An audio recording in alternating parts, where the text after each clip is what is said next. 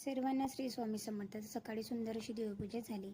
त्याच्यानंतर लगेचच मी चहा वगैरे बनवून घेतला, कारण आता सध्या खूप जास्त घाई असते सकाळीसुद्धा कामांची.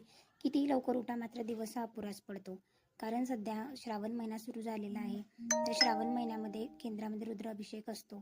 तर 10:30च्या आरतीला गेलं म्हणजे 12 साडेबारा तिथेच होऊन जातात. तर आता मी 10:30च्या आरतीसाठी निघाली होती. बऱ्यापैकी काम माझं झालेलं होतं, स्वयंपाक वगैरे आवरून. नंतर रुद्राभिषेक झाला छान पद्धतीने.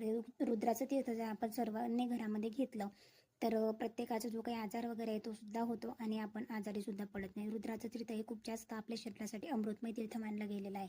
त्याच्यानंतर 12:30ला घरी आली आणि भूक लागलेली होती, म्हणून थोडंसं तेल घेतलं, त्याच्यामध्ये जिरं मोहरीची फोडणी दिली, थोडासा लसूण टाकला, कांदा टोमॅटो टाकलं, छान असं परतून घेतलं.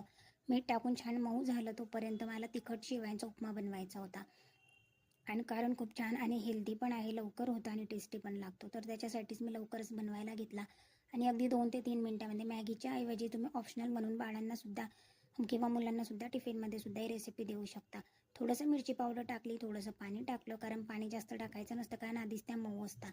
नंतर शेवया टाकून घेतल्या आणि 2 ते 3 वेळा झाकण ठेवून छान असं उकळून घेतलं आणि छान असा माझा शेवयांचा उपमा तयार झाला होता.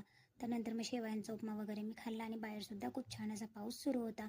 तर असा संपवला मी आमचा आजचा दिवस. तुमचा दिवस कसा गेला नक्की कॉमेंट सेक्शनमध्ये सांगा. चॅनलवर नवीन असाल तर चॅनल